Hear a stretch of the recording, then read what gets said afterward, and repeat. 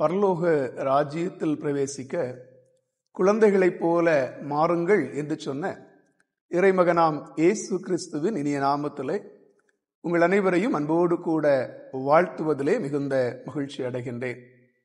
அகில உலக ஞாயிறு பள்ளி தினமாக ஆசரிக்கப்படுகின்ற இந்த நல்ல நாளிலும் இந்த குழந்தை என்னவாக போகிறது என்னும் சிந்தனையை அடிப்படையாக கொண்டு ஆண்டவருடைய வார்த்தையினை நாம் இணைந்து தியானம் செய்வதற்காக தெரிந்து கொண்ட வசனம் பரிசுத்த லூக்கா நற்செய்தி நூல் 1ஆம் அதிகாரம் 66வது வசனத்தினுடைய கடைசி பகுதி.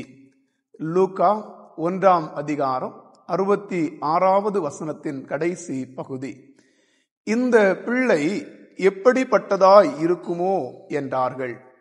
கர்த்தருடைய கரம் அந்த பிள்ளையோடு இருந்தது. இந்த பிள்ளை எப்படிப்பட்டதாய் இருக்குமோ, ஆண்டவருடைய கரம் அந்த குழந்தையின் மேல் இருந்தது. பிறந்த 8வது நாளிலே குழந்தையாய் இருந்த யோவானை பார்த்து ஆச்சரியத்தோடு கூட குடும்பத்தின் மக்கள் கேட்ட கேள்விதான், இந்த குழந்தை என்ன ஆக போகிறது என்று. சிந்தனைக்கு கடந்து செல்வதற்கு முன்பாய் ஒரு விசை தலைகளை தாழ்த்தி கண்களை மூடி ஆண்டவரை நோக்கி ஜெபிப்போம். எங்களோடு பேசுகின்ற அன்பு கடவுளே, அமைதலான இந்த நேரத்திலும் வார்த்தையை தியானம் செய்ய நாங்கள் ஆயத்தப்படுகிற போது உம்முடைய வசனம் எங்கள் கால்களுக்கு தீபமாகவும் பாதைக்கு வெளிச்சமாகவும் இருக்கட்டும். எங்கள் வாழ்வில் வைத்திருக்கிற நோக்கத்தை நிறைவேற்றுகின்ற உம் கரங்களில் எங்கள் வாழ்வை ஒப்புக் கொடுக்கிறோம். இயேசுவின் நாமத்தில் கேட்கிறோம் பிதாவே, ஆமென். குழந்தைகள் ஆண்டவர் தருகின்ற ஆசீர்வாதங்களிலே மிகப்பெரிய ஆசீர்வாதம். ஆகவே தான் சங்கீதக்காரன் 127ஆம் சங்கீதம் 3வது வசனத்திலே, இதோ பிள்ளைகள் கர்த்தரால் வரும் சுதந்திரம், கர்ப்பத்தின் கனி ஆண்டவரால் கிடைக்கிற பலன் என்று சொல்லுகிறார்.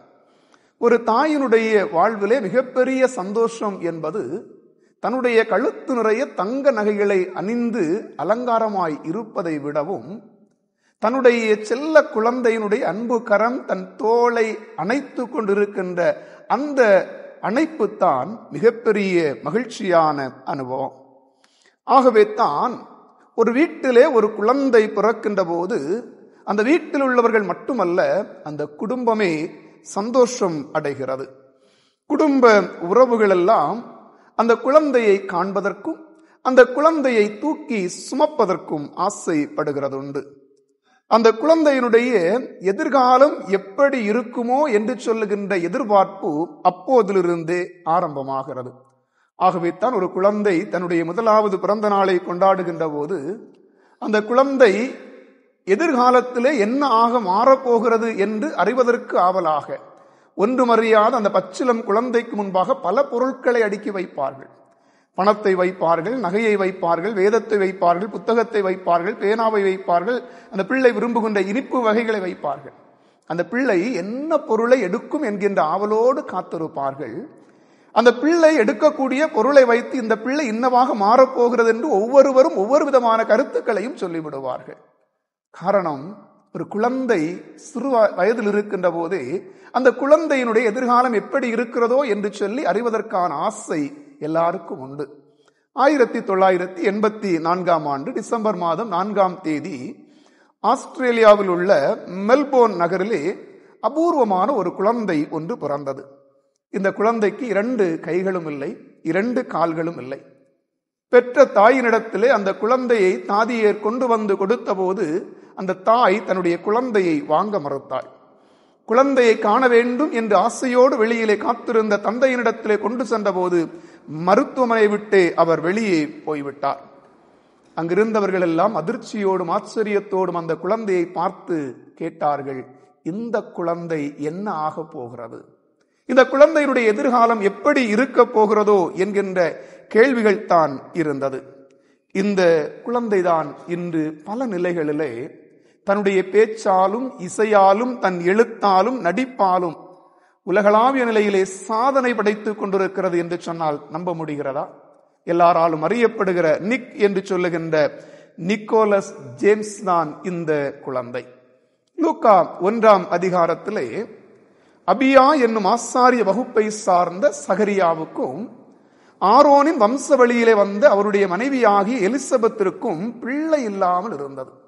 வயது முதிர்ந்த நிலையிலும் தங்களுக்கென்று ஒரு குழந்தை வேண்டும் என்று ஆண்டவருடைய சமூகத்திலே ஜெபிக்க மறக்கவில்லை. ஒரு நாளிலே அவருடைய ஜெபத்தை ஆண்டவர் கேட்டார். முதிர்ந்த நிலையிலே தூதன் கொடுத்த வாக்குத்தத்தத்தை நம்ப முடியாமல் அதிர்ச்சியிலே இருந்த சகரியா அதற்கு என்ன அடையாளம் என்று காரணம் கேட்கின்ற போது அந்த தூதன் சொல்லுகின்றார், இந்த குழந்தையை காண்கின்ற நேரம் வரையிலும் நீ பேச முடியாமல் ஊமையனாய் இருப்பாய் என்று அடையாளத்தை கொடுக்கிறார். கர்ப்பவதியாகி எலிசபெத் ஒரு குழந்தையை பெறுகின்றாள். குழந்தை பிறந்த 8வது நாளிலே குழந்தைக்கு யூத முறைப்படி விருத்த சேதனம் செய்வதற்காகவும் அந்த குழந்தைக்கு பெயரிடுவதற்காகவும் குடும்பத்தினர் எல்லாரும் கூடி வருகின்றார்கள். கூடி வந்தவர்கள் அந்த குழந்தைக்கு தங்களுடைய குடும்ப அடிப்படையிலே சகரியா என்கின்ற பெயரிட வேண்டும் என்று விரும்பினார்கள். ஆனால் எலிசபெத்தோ அதற்கு எதிர்ப்பு தெரிவித்து யோவான் என்கின்ற பெயரை சூட்ட வேண்டும் என்று சொல்லுகிறார்.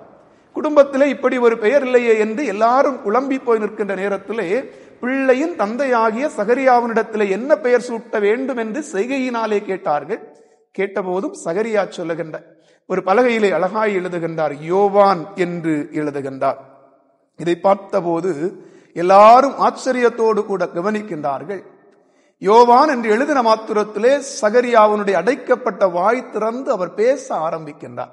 இந்த சூழ்நிலைத்தான் குழந்தையை பார்க்க வந்தவர்கள், சகரியாவுடைய பேச்சை கேட்டவர்கள் பயத்தோடும் ஆச்சரியத்தோடும் இது ஒரு தெய்வீகமான குழந்தை, ஆகவே தான் இந்த குழந்தை என்ன ஆக போகிறதோ என்கின்ற கேள்வியை அவர்கள் முன்வைத்தார்கள். அன்பானவர்களே, இந்த காலை நேரத்திலும் இந்த கேள்வியை நம்முடைய மனதிற்கு முன்பாக நிறுத்தி கொண்டு திருமறை தருகின்ற 3 பதில்களை நம்முடைய வாழ்க்கையோடு கூட தொடர்புபடுத்த ஆசைப்படுகிறேன். முதலாவது பதில், இந்த குழந்தை என்ன ஆக போகிறது என்கின்ற கேள்விக்கான பதில், சத்தியத்தை சொல்ல போகிற குழந்தை.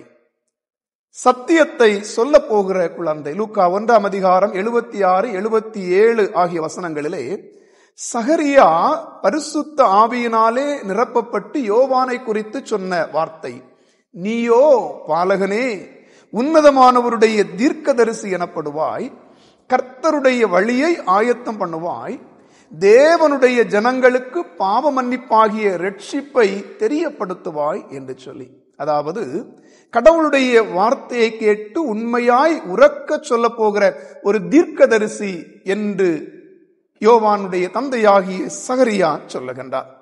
அதாவது ஒரு தீர்க்கதரிசிக்கு 2 மிக முக்கியமான குணாதிசயங்கள் உண்டு. ஒன்று, கடவுளுடைய வார்த்தைகளை அப்படியே கேட்டு உண்மையாய் சொல்லுவது.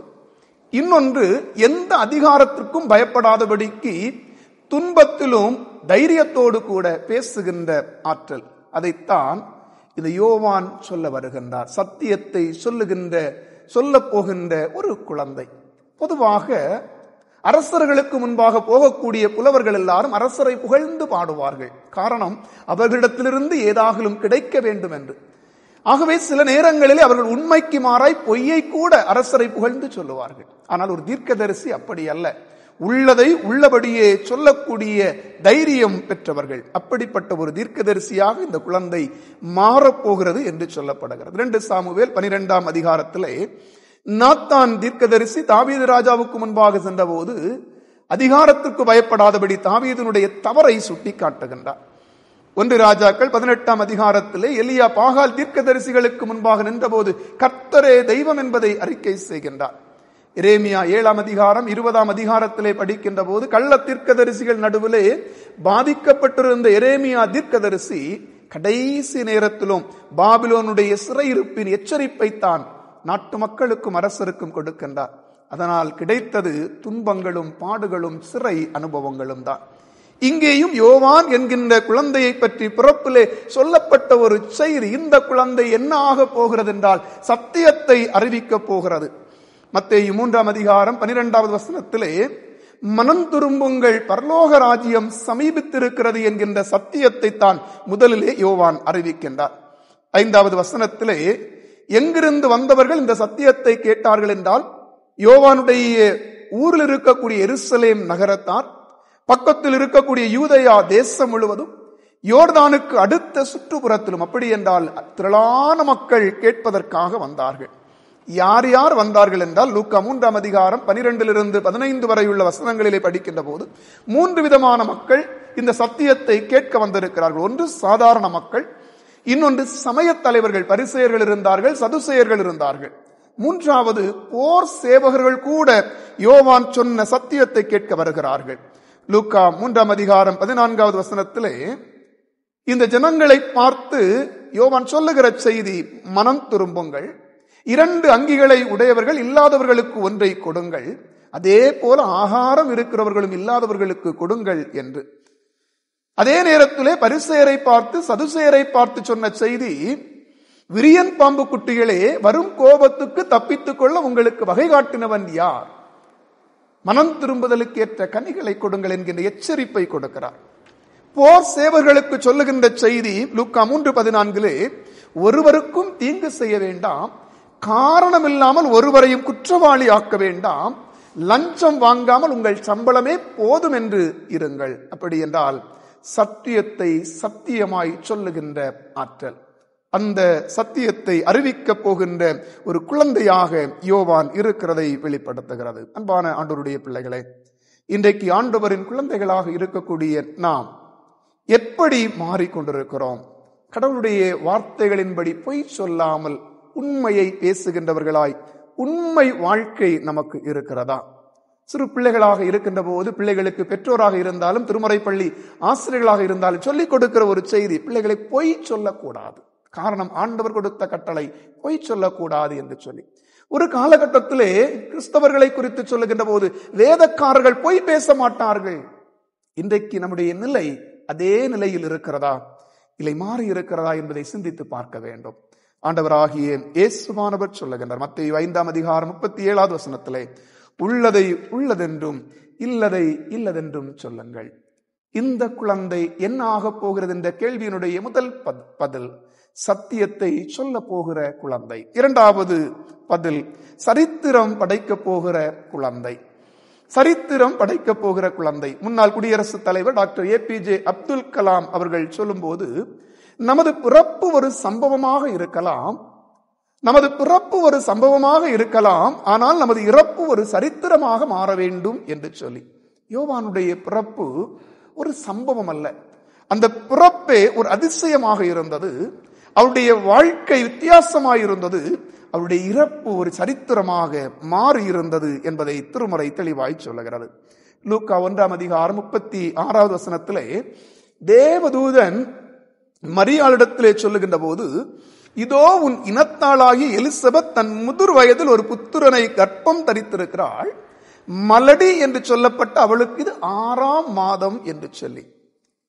யோவானுடைய தாயாகிய எலிசபெத் மலடி என்கின்ற பட்டத்தை பெற்றிருந்தாள், முதிர் வயதிலே குழந்தை பெறக்கூடிய தகுதியை இழந்திருந்தாள், அவமானங்களை பெற்றிருந்த ஒரு தாய்க்கு பிறந்த ஒரு குழந்தை அதிசய குழந்தையாக யோவானுடைய பிறப்பே ஒரு சரித்திரமாக இருக்கிறதை பார்க்கலாம். மத்தேயு 11:11 ஆண்டவராகிய இயேசுவானவர் இந்த யோவானை குறித்து சொல்லும் போது, ஸ்திரீகளிடத்திலே பிறந்தவர்களில் யோவான் ஸ்நானனை போல பெரியவன் ஒருவனும் எழும்பினது இல்லை என்று சொல்லி. ஆண்டவருடைய பிள்ளைகளே, ஆண்டவராகிய இயேசு கிறிஸ்துவை சாட்சி கொடுக்கக்கூடிய சரித்திர வாழ்க்கையைத்தான் யோவானுடைய வாழ்க்கை இருக்கிறது. மத்தேயு 3ஆம் அதிகாரம் 14-15 வசனத்திலே, தேவகுமாரனாக உலகத்திலே உலக ரட்சகராக வந்த இயேசு கிறிஸ்துவே யோவானிடத்திலே போய் ஞான ஸ்நானம் பெறுகின்ற ஒரு பாக்கியம் இங்கே அமைகிறதை நாம் பார்க்கலாம். 13வது வசனத்திலே படிக்கின்ற போது, யோவானால் ஞான ஸ்நானம் பெறுவதற்கு இயேசு கலிலேயாவை விட்டு யோர்தானுக்கு அருகே யோவானிடத்திலே வந்தார் என்று சொல்லி பார்க்கிறோம். ஆண்டவருடைய பிள்ளைகளே, யோவானுடைய பிறப்பு வாழ்க்கை சரித்திரமாக மாறுகின்ற ஒரு அனுபவத்தை காணலாம்.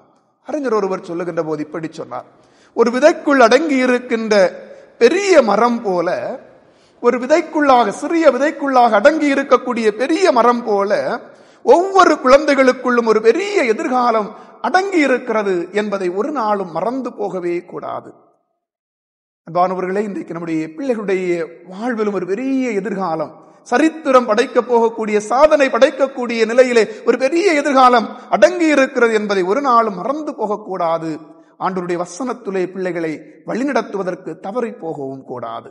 2019 ஆண்டு பத்திரிகையிலே வந்த ஒரு செய்தி, சென்னையை அடுத்த திருவள்ளூர் மாவட்டம் ஆர்கேபேட்டை பகுதியை சார்ந்த அசோகன் என்பவர் விவசாய கூலி வேலை செய்து கொண்டிருந்தவர். அவருடைய மனைவி கௌரி, இவர்களுக்கு 2 பெண் குழந்தைகள் இருந்தார்கள். 3வது ஒரு ஆண் குழந்தைக்கு ஆசை. குடும்பத்தார் எல்லாரும் எதிர்பார்க்கின்றார்கள், ஆண் குழந்தைக்காக காத்திருக்கின்றார்கள். குடும்பத்தினர்கள் வந்து சொல்லுகின்றார்கள், ஒருவேளை உங்களுக்கு பெண் குழந்தை பிறந்து விட்டால் அந்த குழந்தையை நாங்கள் விரும்ப மாட்டோம், ஆகவே அதற்கு வேண்டாம் என்கின்ற பெயரைத்தான் சூட்டுவோம் என்று சொல்லிவிட்டார்கள். இந்த தாயினுடைய மனதிலே ஒரே கலக்கம், ஒருவேளை பெண் குழந்தை பிறந்து விட்டால் அவமானமாய் போய்விடுமே என்கின்ற மனக்குழப்பம். நாள் வந்தது, குழந்தை பிறந்தது, அதுவும் பெண் குழந்தை. குடும்பத்தினர் சொன்னது போல அந்த குழந்தைக்கு பெயர் இடுகின்றார்கள், வேண்டாம் என்கின்ற பெயரை இடுகின்றார்கள். வருத்தமும் அவமானமும் ஒரு புறத்தில் இந்த தாய்க்கு இருக்கிறது. அடுத்தும் ஒரு ஆண் குழந்தை கிடைக்கும் என்கின்ற எதிர்பார்ப்போடு காத்திருக்கின்றார்கள். 4வதும் பெண் குழந்தை. அப்போது குடும்பத்தினர் சொல்லுகின்றார்கள், நீ ராசி இல்லாதவள். அந்த பிள்ளைக்கும் ராசி இல்லாதவள் என்கின்ற பெயரை சூட்டுகிறார்கள். இந்த தாய் தகப்பனுக்கு இப்போது 4 பெண் குழந்தைகள், எப்படி வளர்ப்பது, பிள்ளைகளை எப்படி கரை சேர்ப்பது என்கின்ற கவலை இருந்தது. ஆனால் ஒன்றை மட்டும் தீர்மானித்தார்கள், பிள்ளைகளை படிக்க வைக்க வேண்டும் என்று சொல்லி. இந்த 4 பிள்ளைகளும் படிக்க பள்ளிக்கூடத்திற்கு சென்றார்கள். இந்த கடைசி 2 பிள்ளைகளை பார்த்து வேண்டாம் என்று கிண்டலாக பேச ஆரம்பித்தார்கள்.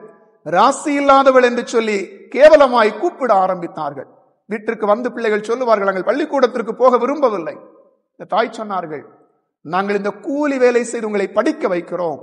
இன்றைக்கு யார் உங்களை வேண்டாம் என்று சொல்லுகிறார்களோ அவர்கள் வேண்டும் என்று சொல்லுகிற ஒரு காலம் வரும். நீங்கள் படிக்க வேண்டும் என்று சொல்லி பிள்ளைகளை பள்ளிக்கூடத்திற்கு அனுப்புகின்றார்கள். படிக்கின்றார்கள். 12ஆம் வகுப்பை முடித்து வேண்டாம் என்கின்ற பெயரை கொண்ட இந்த குழந்தை கல்லூரியிலே சென்று என்ஜினியரிங் முடிக்கிறது. 4ஆம் ஆண்டு படித்துக் கொண்டிருக்கின்ற போது ஜப்பான் நாட்டிலிருந்து வந்த ஒரு கம்பெனி கேம்பஸ் இன்டர்வியூவிலே இவளை செலக்ட் செய்கின்றார்கள். அவளை ஜப்பான் நாட்டிற்கு அழைத்துக் கொண்டு போகிறார்கள். இந்த குடும்பமே வேண்டாம் என்று சொல்லி வேண்டாம் என்கின்ற பெயரை வைத்த பிள்ளை ஜப்பான் நாட்டிலே வேலைக்காக அழைத்து செல்லப்படுகிறாள். வருடத்திற்கு 25 லட்சம் ரூபாய் சம்பளத்திலே. அது மட்டுமல்ல, இந்த குழந்தையினுடைய சூழ்நிலை, பெயர் எல்லாம் அறிந்த நம்முடைய தமிழ்நாடு அரசு என்ன செய்தது என்று சொன்னால், திருவள்ளூர் மாவட்டத்திலிருந்து பெண்களை பாதுகாப்போம் என்கின்ற திட்டத்தினுடைய தொடர்பாளராக இவர்களை ஏற்படுத்தி கௌரவப்படுத்துகிறார்கள்.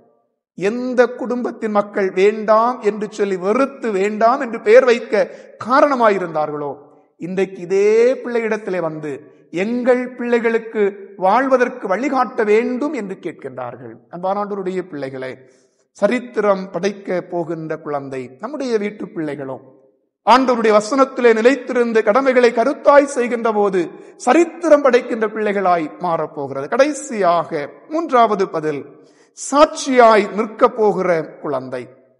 சாட்சியாக நிற்க போகிற குழந்தை. லூக்கா 1ஆம் அதிகாரம் 16-17 வசனங்களிலே தேவதூதன் யோவானை குறித்து ஒரு சாட்சியை சொல்லுகிறார். என்ன சாட்சி என்றால், யோவான் இஸ்ரவேல் சன்னதியாரில் அநேகரை கர்த்தரிடத்தில் திருப்புவான், கீழ்ப்படியாதவர்களை நீதிமான்களுடைய ஞானத்திற்கு திருப்புவான், எலியாவின் ஆவியும் பலமும் உள்ளவனாய் நடப்பான் என்று சொல்லுகின்றார். யோவானுடைய வாழ்வை குறித்த சாட்சி இங்கே சொல்லப்படுகிறது. அவருடைய வாழ்க்கையை பார்க்கின்ற போது அவருடைய உடை ஒட்டக மயிர், அவருடைய உணவு வெட்டுக்கிளியும் காட்டுத்தேனும். அவருடைய ஊழியத்தினுடைய ஆரம்பம் மனம் திரும்புங்கள். ரட்சிக்கப்படுகிறவர்களுக்கு, மனம் திரும்புகிறவர்களுக்கு ஞானஸ்நானத்தை கொடுத்து வருகின்றார். இயேசுவை கண்டபோது இதோ தேவாட்டுக்குட்டி என்று சாட்சி கொடுக்கின்றார். யோவானுடைய ஊழியம் சாட்சியினுடைய அனுபவம். தன்னோடு கூட இருக்கின்றவர்களுக்கும் தன்னிடத்திலே வருகின்றவர்களுக்கும் உள்ளதை உள்ளபடியே சொல்லுகிறார். தவறுகளை சுட்டி காட்டுகின்றார். குறிப்பாக ஏரோதனுடைய சகோதரன் மனைவியை ஏரோது தனது மனைவியாக மாற்றிக்கொண்ட நேரத்திலே ஏரோதனிடத்திலே எச்சரிப்பை கொடுக்கின்றார். நீர் செய்வது நியாயம் அல்ல, நீர் செய்வது நியாயம் அல்ல. அதிகாரத்திற்கு பயப்படாதபடிக்கு துணிவோடு கூட சாட்சி இல்லாமல் இருந்த ஏரோதுக்கு எச்சரிப்பை கொடுக்கின்றார். அதனுடைய முடிவு என்ன? காயங்களை ஏற்கக்கூடிய ஒரு அனுபவம். ஏரோதியாளுடைய மகளுடைய பிறந்த நாள் அன்று யோவானுடைய தலை பரிசாக வேண்டும் என்று தந்தையாகிய ஏரோதனிடத்திலே கேட்கக்கூடிய நிலையிலே தூண்டிவிடுகின்றாள் ஏரோதியாள். உண்மையை உரக்க சொல்ல யோவானுடைய வாழ்வு இரத்த சாட்சியாக முடிவுக்கு வருகின்ற ஒரு நிலையை நாம் பார்க்கலாம். அன்பான ஆண்டவருடைய பிள்ளைகளே, ஆனால் இன்றைக்கும் யோவானுடைய வாழ்வு எல்லாருக்கும் சாட்சியாக இருக்கிறது என்பதிலே எந்த சந்தேகமில்லை. ஆண்டவராகிய இயேசுவானவர் நமக்காக சிலுவையிலே இரத்தத்தை சிந்தி நம்மை மீட்பதை குறித்த முன்னறிவிப்பை கொடுத்த யோவான் இயேசுவை குறித்த செய்தியை வெளிப்படுத்துவதிலும் சாட்சியாக அவர் இருந்தார் என்பதை பார்க்க முடிகின்றது.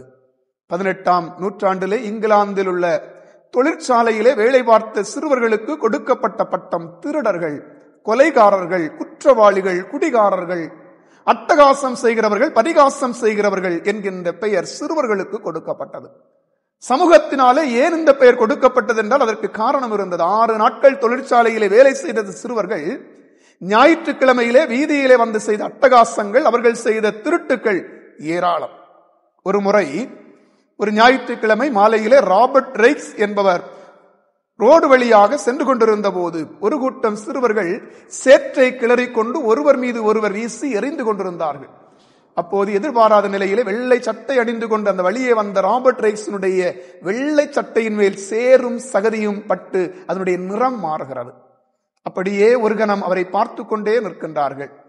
எதிர்த்து கேள்வி கேட்டால் திரும்ப வீசக்கூடிய ஆற்றல் கொண்டவர்கள் தான்.